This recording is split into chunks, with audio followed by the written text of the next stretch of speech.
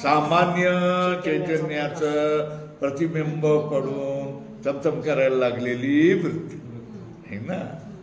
चमचम न करायला लागलेली वृत्ती आणि चमचम करायला लागलेली वृत्ती या दोघांमध्ये फरक आहे की नाही? आहे ना. सामान्य चैतन्य आणि अंतःकरणामध्ये प्रकट झालेलं चैतन्य याच्यामध्ये फरक आहे की नाही? बरोबर आहे ना. मग आम्हाला प्रतीती कोणाची होते? सामान्य चैतन्याची प्रतीती होत नाही, केवळ वृत्तीची पण प्रतीती होत नाही. या दोघांचा संयोग झाल्यानंतर वृत्तीमध्ये चैतन्याचं प्रतिबिंब किंवा आवाज पडल्यानंतर आहे ना, ते चैतन्याचं नाव होतं जीव आणि त्या वृत्तीचं नाव होतं साभास वृत्ती. काय बरोबर आहे? चैतन्याचं नाव काय? जीव आणि वृत्तीचं नाव काय? साभास. साभास वृत्ती केवळ वृत्तीपेक्षा वेगळं आहे. जीव हा काय हो गया सामान्य चैतन्यापेक्षा वेगळा आहे स्थूल दृष्टीने, है ना. और गंभीरपणे गेल्यानंतर हे तेच आहे, ते तेच आहे, एवढंच आहे. चला आता पुढे.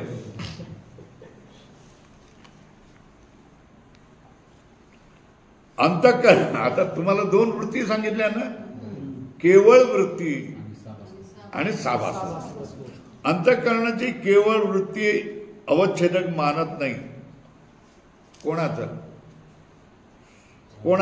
चैतन्याचा अवच्छेदक न मानता त्या वृत्ती चैतन्याचा साभास मानून जीवभावाची साभास वृत्ती अवच्छेदक मानतात, त्याच आभासवादी म्हणतात. केवळ वृत्ती काय करतात? अवच्छेदक मानत नाही. सांगितलं ना पहिल्या याच्यामध्ये काय म्हणलं? अवच्छेदकवाद आणि आभासवाद हे दोन बरोबर आहे ना.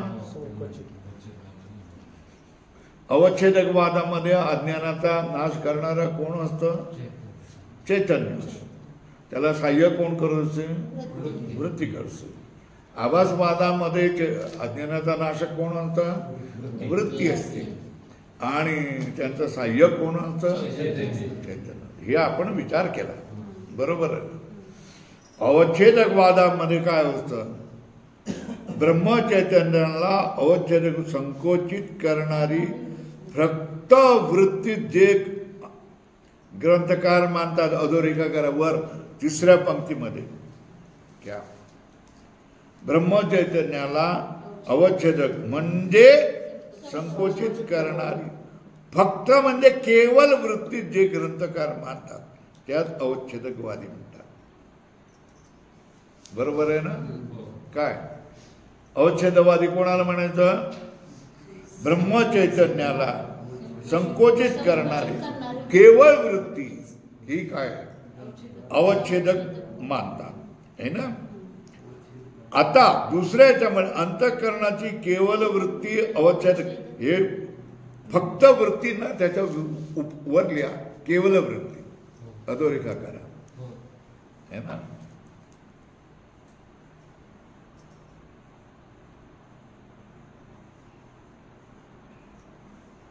है ना. आता ब्रह्मचैतन्याला संकोचित कोण करतं? केवळ वृत्ती करतं का साभास वृत्ती करते है ना. पहिले पक्ष वाटत केवळ वृत्ती करते कोण? म्हणून त्यांना अवच्छेदक. बरोबर आहे ना. दुसरे म्हणतात की नाही नाही नाही, केवळ वृत्ती नाही, ज्या वृत्तीमध्ये सामान्य चैतन्याचं प्रतिबिंब पडलेलं आहे आणि ती साभास अंतःकरण वृत्ती बनलेली आहे, ही साभास अंतःकरण वृत्ती काय करते? ब्रह्मचैतन्याचा तुकडा पाडते आणि अज्ञानाचा काय करते? नाश करते. हे लक्षात आलं का? परत परत परत मी समजावून सांगतोय. ब्रह्मचैतन्याला अवच्छेदक म्हणजे संकोचित करणारे फक्त वृत्तीत, फक्त त्याचा उपर काय केलं, केवळ वृत्तीच है ना. जे ग्रंथकार मानतात त्यांना अवच्छेदवादी म्हणतात है ना. दुसरं अंतःकरणाची केवळ वृत्ती अवच्छेदक दुसरं लोक मानत नाही. काय केवळ वृत्ती नाही अवच्छेदक न म्हणतात. ज्या वृत्तीत चैतन्याचा आभास मानून जीवभावाची साभास वृत्ती, जीवभाव उत्पन्न करणारी साभास वृत्ती काय करतात, अवच्छेदक मानतात, त्यास आभासवादी म्हणतात. जीवभाव निर्माण करणारी जी वृत्ती आहे, म्हणजे ज्या वृत्तीमध्ये अंतःकरणामध्ये सामान्य चैतन्याचं प्रतिबिंब पडून प्रकाशित होणारी वृत्ती आहे, ही वृत्ती काय करते आहे, अज्ञानाचा नाश करेल. कशाचा नाश करेल, म्हणून त्यांना काय म्हणायचे, आभासवाद म्हटलेलं आहे.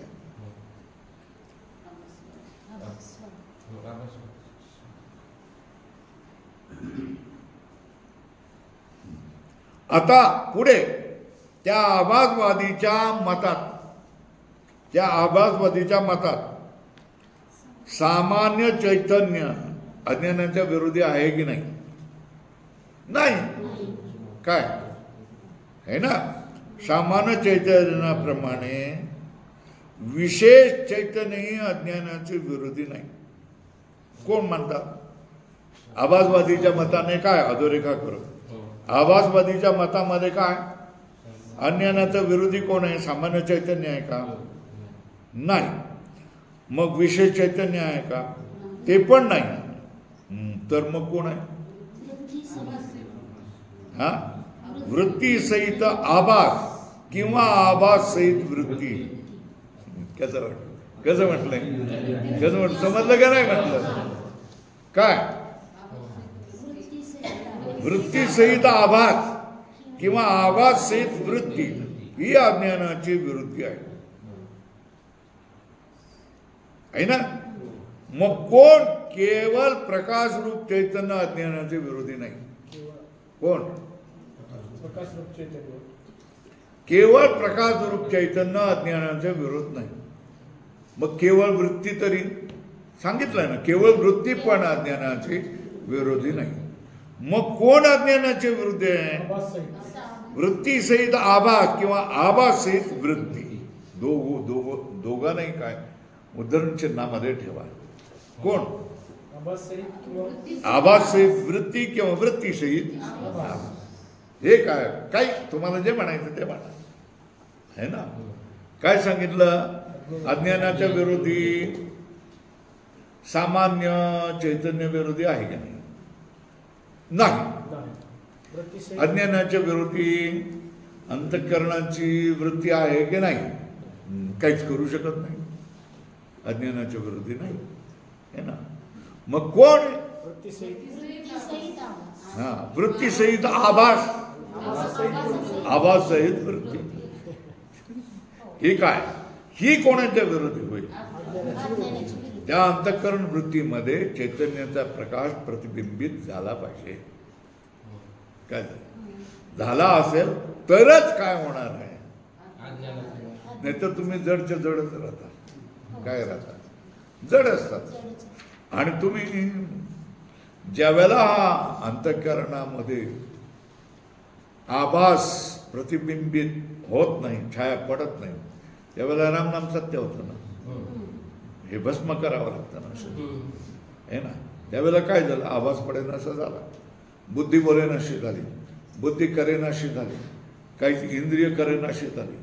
हे कशामुळे होतं, अंतःकरणामध्ये ही चैतन्याचा प्रतिबिंब झालं, पडलं, छाया पडली, आभास आला की तेच सगळं काय करतं, सगळं करतं. जग दिसतं, सगळे जे कुटाणे होतात ते त्याच्यामुळेच होतात. सगळा त्रास क्लेश हे याच्यामुळेच होतं. आणि तो आभास संपला की ते क्लेशही संपतात, सगळंही संपतं. शरीर काय होत आहे, जळून टाकलं जातं. बरोबर आहे. पुढे केवळ प्रकाश रूप चैतन्य अज्ञानाचे विरोधी नाही. विरोधी कोण आहे? वृत्तीसहित आभास अधोरेखा करतायत की नाही, किंवा आभास सहित वृत्ती अज्ञानाचे विरोधी आहे. केवळ प्रकाश रूप चैतन्य अज्ञानाचे विरोधी नाही. एकंदर विवेचनावरून काय, एकंदर विवेचनावरून काय सिद्ध झालं? आत्मचैतन्याच्या ठिकाणी अज्ञान आहे असे सिद्ध झाले. काय झालं? या सगळ्या विवेचनावरून काय, एकंदर विवेचनावरून या ठिकाणी परिच्छेद बदलाचं काय करा, चिन्ह करा. हे सगळं जे काय निर्णय, शेवटी निर्णय काय केला? अवच्छेदकवाद घ्या, आभासवाद घ्या, कोणी घ्या. एक तर काय आहे, अज्ञानाच्या विरोधी केवळ प्रकाशरूप चैतन्य नाही, किंवा केवळ अंतःकरण वृत्तीही नाही. मग कोण आहे? वृत्तीसहित आभास, आभाससहित वृत्ती, याच्यापैकी काहीही माना तुम्ही. हेच अज्ञानाच्या काय विरोधी. हे दोन्ही जवळ एक दुसऱ्याला जवळ धरून, हातात हात घालून, जसं तुमच्या कुटुंबाचं चाक, कुटुंब कसं चालेल? रथाप्रमाणे आहे ना. दोन चाकं व्यवस्थित कुरकुर न करता चालली तर तो रथ व्यवस्थित जागी जातो ना. आपलं जीवन सुखाकडे जात असतं है ना. पण एक चाक पती, दुसरं चाक पत्नी, याच्यामध्ये काही भांडण आलं तर तिथे सगळंच गडबड होऊन जाते. बरोबर आहे ना. तशाच तऱ्हेने अज्ञानाचा नाश व्हायचा असेल तर वृत्ती ती नाश करेल. आभास वृत्ती, साभास वृत्ती अज्ञानाचा नाश करेल, किंवा वृत्तीसह आभास काय करेल? वृत्तीसह चैतन्य त्याचा नाश करेल. काही जे मानायचं ते माना. एकंदर विवेचनावर काय झालं? पॅराग्राफ बदलला. एकंदर विवेचनावरून काय झालं? ठिकाणी अज्ञान आहे, माना न माना अज्ञान आहे हे सिद्ध झाले. आणि त्या अज्ञानात कारण आहे. अधोरेखा केलं. आत्मचैतन्याच्या ठिकाणी काय अज्ञान असू शकतं, आहे, असतं, हे ना.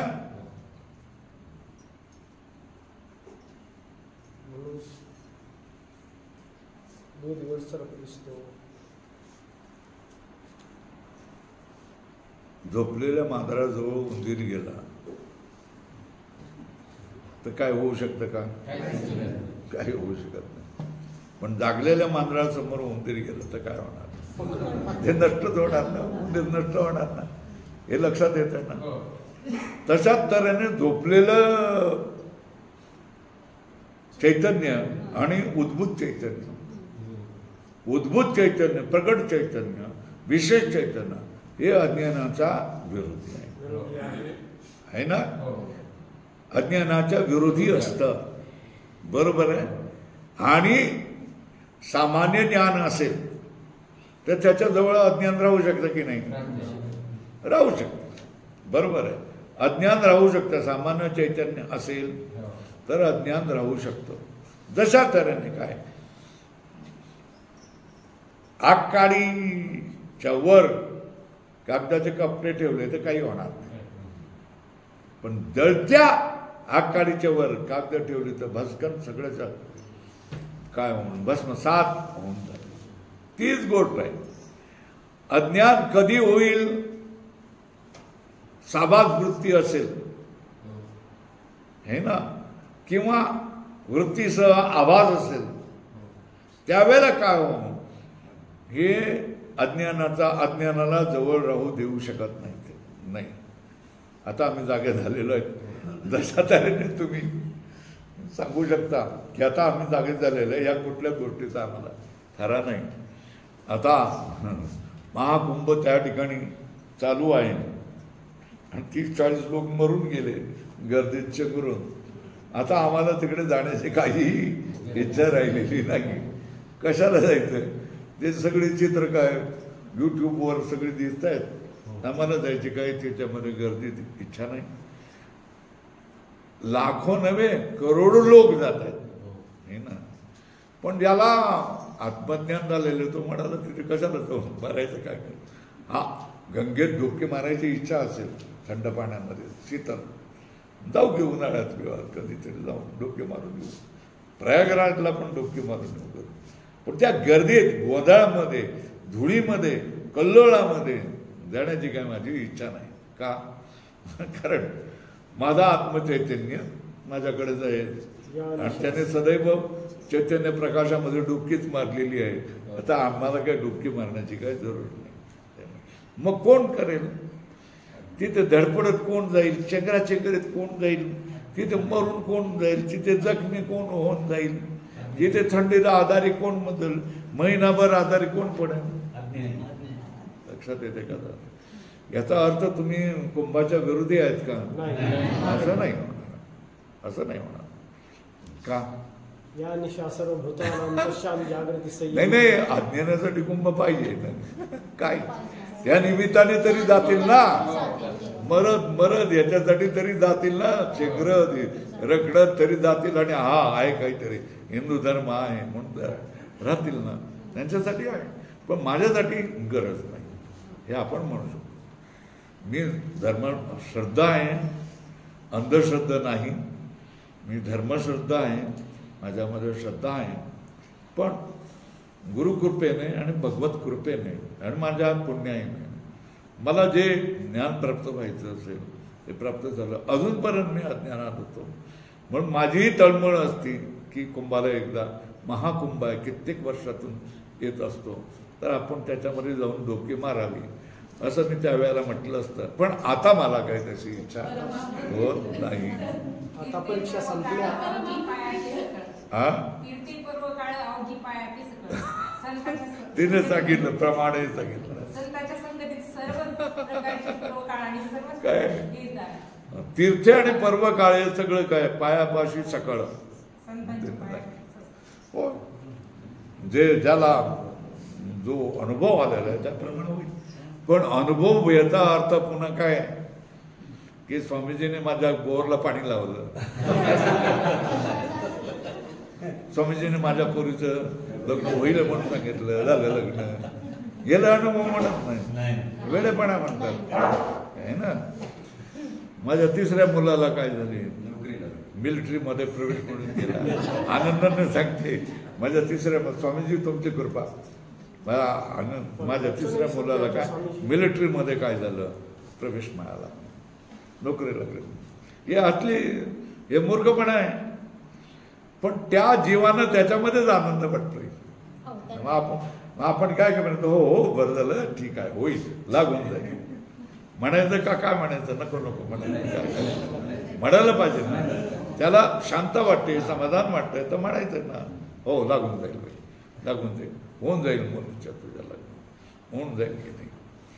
ती तुमचं तत्वज्ञान समजून घ्यायला तयार नाही, तिला समजून घ्यायला वेळ नाही आणि समजून घेण्याची योग्यताही नाही. मग त्या ठिकाणी तत्वज्ञान सांगून काय उपयोग आहे का? है ना. मग जिथे खड्डा खोदायचा आहे त्या ठिकाणीच खड्डा खोदला पाहिजे ना. ज्या ठिकाणी दगडच आहे, शिळा आहे, त्या ठिकाणी खड्डा खोदून काय उपयोग आहे?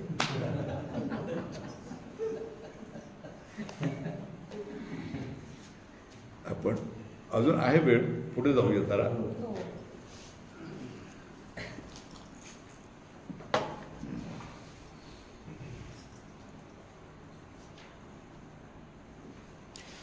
आपण या ठिकाणी अडकलेलं एकंदर विवेचनावरून आत्मचैतन्याचे ठिकाण अज्ञान आहे हे सिद्ध झाले. त्याचा वाद काय होता? तुमचा आत्मा स्वयंप्रकाश आहे ना, मग तिथे अज्ञान राहू शकत नाही. मग अध्यास कसा काय होणार? आत्मविषयक अध्यास कसा काय होणार? नाही होऊ शकत. तर त्यांनी काय सांगितलं, आत्माच्या विषयी सामान्य चैतन्य असतं त्या ठिकाणी अज्ञान राहू शकतं. ज्या ठिकाणी विशेष चैतन्य असतं त्या ठिकाणी अज्ञान राहू शकत नाही. पण सामान्य चैतन्याच्या ठिकाणी अज्ञान राहू शकतं. हे कोणी सिद्ध केलं? सिद्धांतीने सिद्ध केलं. अज्ञान आहे हे सिद्ध केलं, अधोरेखा केली. आणि ते अज्ञानच सर्व अध्यासाचे कारण आहे. अज्ञानच सर्व अध्यासाचे कारण आहे. मग त्या अध्यासाचं कारण, त्या अज्ञानाची निवृत्ती कशाने होईल? आत्मस्वरूपाच्या विशेष ज्ञानाने त्या अज्ञानाची निवृत्ती होते. म्हणून ते अध्यस्त आहे हे सिद्ध आहे. कोण? अज्ञान हे अध्यस्त आहे हे सिद्ध आहे. कारण निवृत्ती होते ना. ज्याची निवृत्ती होते ना तेच अध्यस्त आहे. ज्याची निवृत्ती होत नाही ते अध्यस्त नाही, ते स्थायी, त्याचं स्वरूप आहे असं मानलं. स्वयंप्रकाश हा काय? आत्म्याचं स्थायी स्वरूप आहे ना. त्याच्या जवळ अज्ञान आहे, हे काय असतं? अध्यस्त आहे, मानलेलं आहे. हे अज्ञानात सर्व अध्यासाचे कारण आहे. अज्ञानावरच सर्व अध्यास निर्माण होतो. आणि आत्मस्वरूपाच्या विशेष ज्ञानाने कोणाची होती? अज्ञानाची निवृत्ती. अध्यास अध्यास अध्यास अध्यास जो म्हणतायत तुम्ही ना, या कोणाच्या बळावर असतो? अध्यासाचं बळ काय हे तुम्ही स्वरूप घ्या, है ना. अध्यासाचं वर्म काय समजून घ्या. काय सांगा? अज्ञान. काय? है ना. अध्यासाचं वर्म, अध्यासाचं प्रमुख कारण, अज्ञानात अध्यासाचा आश्रय अज्ञान आहे ना. मग अध्यास जर तुम्हाला नष्ट करायचा असेल तर नेम कोणावर धरला पाहिजे? कशावर धरला पाहिजे? अज्ञानावर. बरोबर आहे.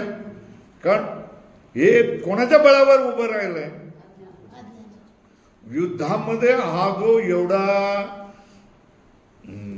फुरफुर करतोय हा कोणाच्या बळावर हे समजलं जातं की नाही? राजकारणामध्ये सुद्धा आहे की नाही. मग त्याला ठोकतात की नाही, हे ना. होय ना. तसंच इथे पण हेच आहे, व्यवहाराचंच गोष्ट आहे की अध्यास कोणाच्या बळावर आलेला आहे? अज्ञानाच्या. मग ठोकून कोणाला काढायचंय? अध्यासाचं वर्म कोण? अज्ञान. त्याला ठोकून काढायचंय. ते बघा. विशेष ह्या आत्मस्वरूप आणि आत्मस्वरूपाच्या विशेष ज्ञानाने त्या अज्ञानाची निवृत्ती होते. कशाची निवृत्ती होते? अध्यास कोणावर निर्माण होतो? अज्ञानावर, है ना.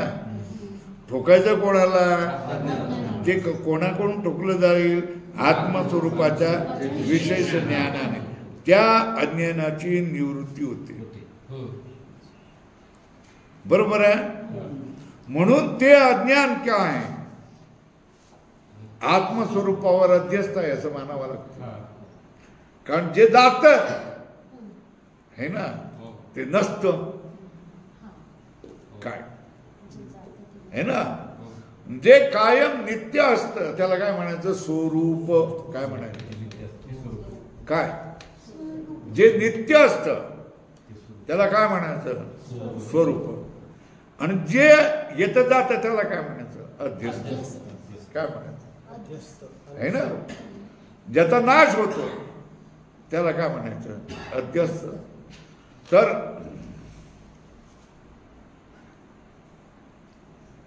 सामान्य ज्ञान आहे, है ना. या सामान्य ज्ञानाचं काय होत आहे? बरोबर कोण आहे? अज्ञान आहे. बरोबर आहे. हे अज्ञान आत्मस्वरूपाच्या प्रगट ज्ञानाने, है ना, कोण नष्ट होईल? सामान्य ज्ञान, सामान्य प्रकाश, सामान्य चैतन्य नष्ट होईल की अज्ञान नष्ट होईल? मग सामान्याला चैतन्याला अध्यस्त मानायचं का अज्ञानाला अध्यस्त मानायचं?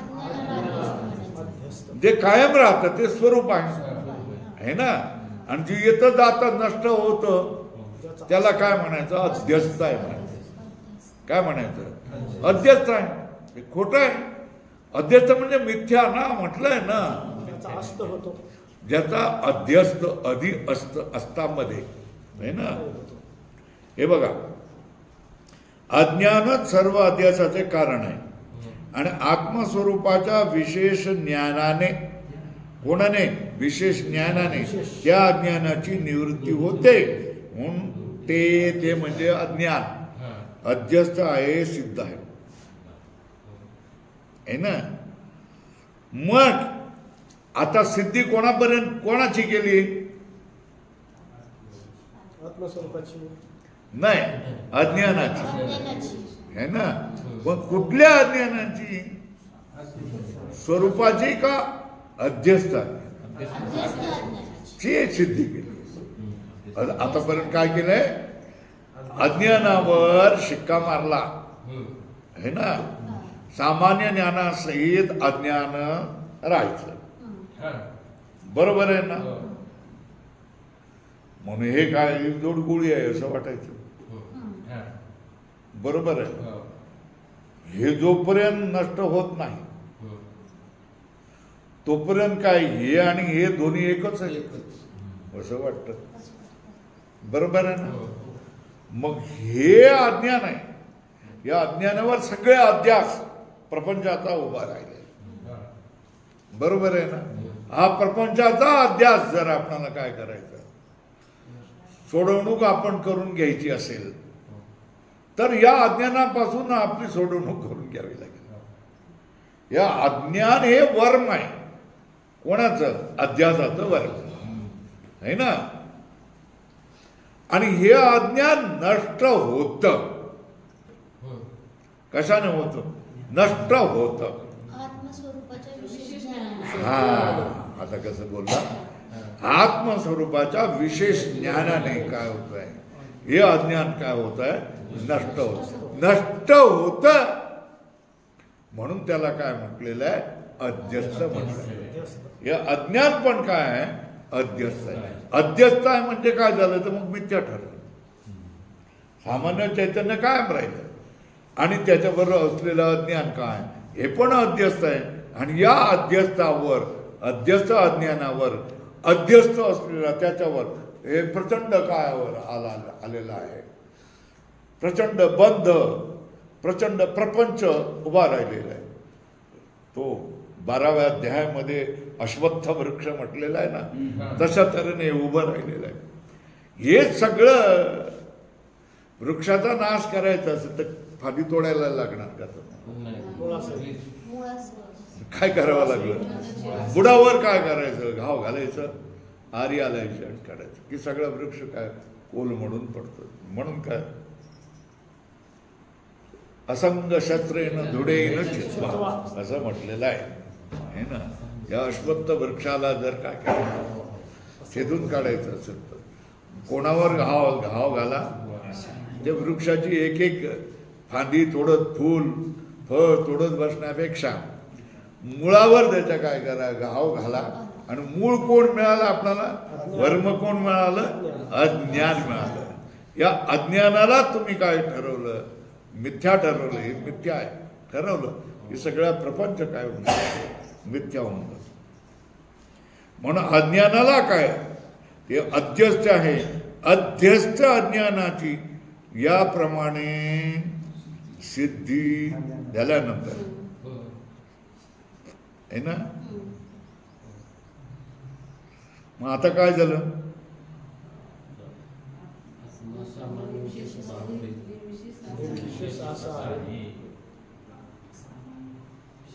आता आत्मा अज्ञानाची सिद्धी झाली ना. पॅरेग्राफ बदला.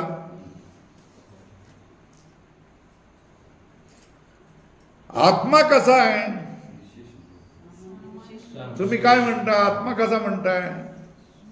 आत्मा सामान्य चैतन्य, विशेष चैतन्य म्हणायला लागलेलं आहे.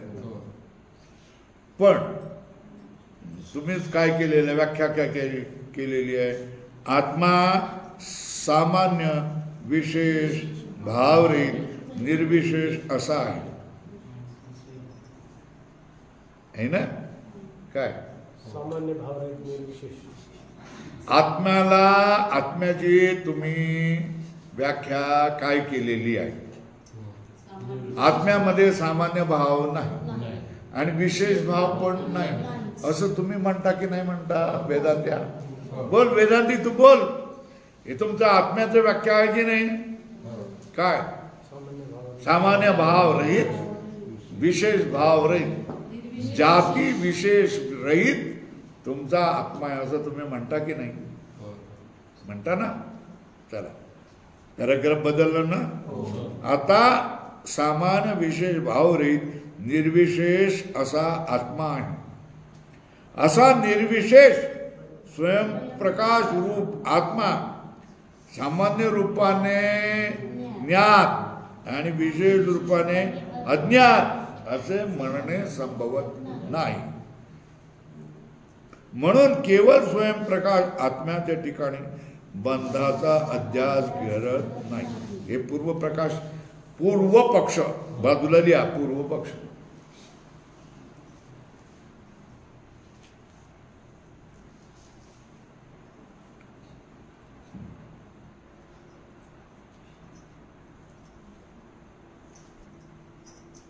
आता तुम्ही आत्म्याचं व्याख्यान करायचं झालं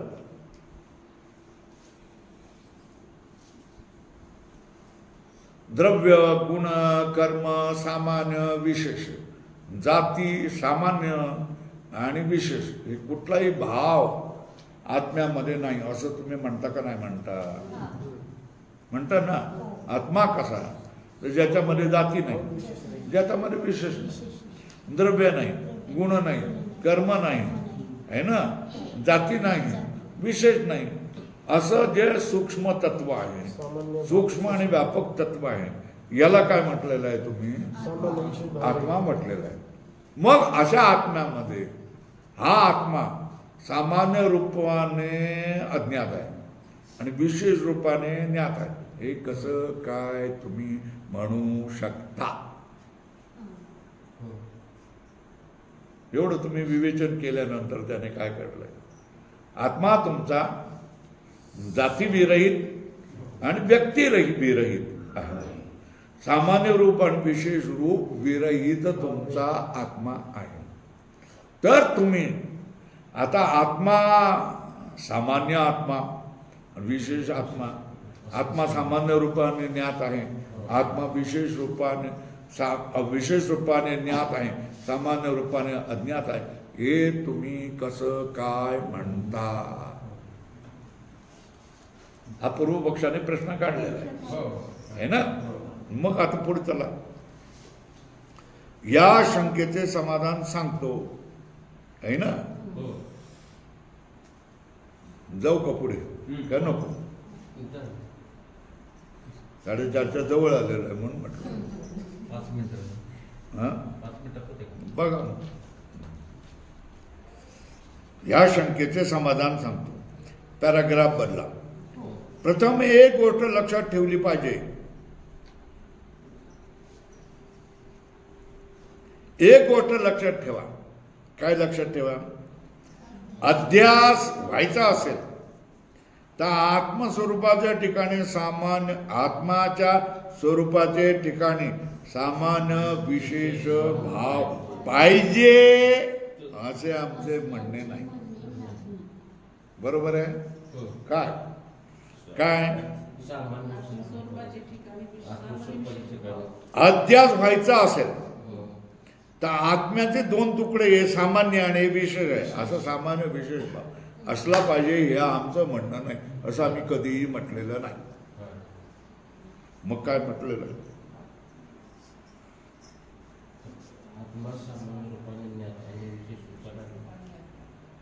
मग काय? फक्त आत्मा सामान्य रूपाने ज्ञात आणि विशेष रूपाने अज्ञात असा प्रतितीत अधोरेखाकर प्रतितीत असणारा फक्त सामान्य विशेष भाव अध्यास हेतू आहे. काय आहे ना? अध्यासाला हे स्वरूपाने डांबर आहे, है ना, स्वरूपाने काय रस्ता आहे, आणि स्वरूपाने त्याच्यावर काय हवा आहे, बरोबर आहे. मग ती हवा तुम्हाला स्वरूपाने ज्ञात झाली का? नाही. पण त्याच्या ठिकाणी जलरूपाने काय झाली? प्रतीती. प्रतीती आणि तसं असणं, स्वरूप, याच्यामध्ये फरक आहे. फरक आहे ना. स्वरूपाने काही वस्तू कशी आहे आणि तुम्हाला ती वस्तू कशी भासली, भासणं याला काय म्हणतात? प्रतीती म्हणतात. काय म्हणतात? प्रतीती. प्रतीती आणि स्वरूप ह्याच्यामध्ये फरक आहे की? स्वरूप बदलतं का? मग प्रतीती भासते. भासते ना, भास बदलतो ना, है ना. त्या ठिकाणी चिंदी चिंदी आहे की नाही? स्वरूपाने काय? चिंदी आहे, चिंदी पडलेली आहे ना रस्त्यात, त्याला स्वरूपाने काय आहे? ती चिंदी आहे. स्वरूपाने काय? चिंदी. चिंदी रूपाने कधी बदल होणार नाही, है ना. पण मी तिथे म्हटलं अरे साप आहे म्हणून, तर जगजीवन म्हणून काय म्हणून? जगजीवन नाही नाही स्वामी, ते काही घाबरण्याचं कारण नाही आहे, है ना. ते काहीतरी उन्हाळा झालेला आहे ना, ती जमीन थोडीशी भेग झालेली आहे, जमिनीमध्ये भेग फुटलेली. पेंटर म्हणाल नाही हो उगाच काहीतरी नका सांगू. कोणीतरी ती पोर आहे, ती लेकरं आहेत, जाताना पाणी घेऊन गेलेली असतील, ते पाणी पडलेलं आहे ना. कोणी माझ्या बरोबरचा दुसरा संत असेल, नाही नाही नाही हो, ती त्याच्यामध्ये हे दिसत आहेत, काय काय रुद्राक्ष वगैरे दिसत आहेत, तर ती माळ आहे ना. मग ह्याच्यामध्ये तुम्ही सांगा प्रतीती कुठल्या आणि स्वरूप कुठलं? स्वरूपही चिंदी, चिंदी रूपाने स्वरूप आहे. मग प्रतीती किती आहे? काय? एक सर्प आहे ना, भूमिभेद, जलधारा आणि माल, बरोबर ना. तर प्रतीती भिन्न भिन्न आहेत की नाही, पण स्वरूप मात्र एक आहे. हे लक्षात आलं का? है ना. प्रतीती भिन्न असते, होऊ शकते, आणि स्वरूप काय होतंय? तुम्ही नाश कशाचा करू शकता? प्रतीतीचा नाश करू शकता, स्वरूपाचा नाश करू शकत नाही. हे लक्षात येते का? आता तुमचे 4:30 वाजले है ना. इथपर्यंत समजावून सांगितलं. हे अतिशय क्लिष्ट गोष्ट आहे. जेवढं समजावण्याचा प्रयत्न केला तेवढं समजावलं, आणि हे तुम्ही समजून घेतलात, आणि हा विचारसागर एकदा तुम्ही पूर्णपणे निश्चयाने तुम्ही पूर्ण केला तर तुम्हाला या जगात काहीच कमी पडणार नाही. काही दुःख होणार नाही. दुःख होणार नाही म्हणजे शरीराला काही व्याधी होणार नाही का? व्याधी होणार, व्याधी होणार की नाही? होणार. मनाला काही क्लेश होणार नाही का? होणार. आधी व्याधी हे असणार. हा भोग आहेत तुमचे, ते तुम्हाला भोगावे लागणार नाहीत का? लागणार. प्रारब्ध सुरू झालेलं आहे, त्याचा क्षय कधी होईल? ते समाप्त झाल्यानंतर क्षय होईल, आणि या प्रारब्धाचा भोग तुम्हाला करावाच लागतो. न भुक्तम क्षीयते कर्म, भोगल्या मिळणार कर्माचा क्षय होत नाही. तेन त्यक्तीनं भुजिताचा अर्थ काय? तुम्ही त्याग करून स्वतःचं रक्षण करा. काय? तुमचं स्वतःचा त्याग करून तुम्ही स्वतःचं रक्षण करा.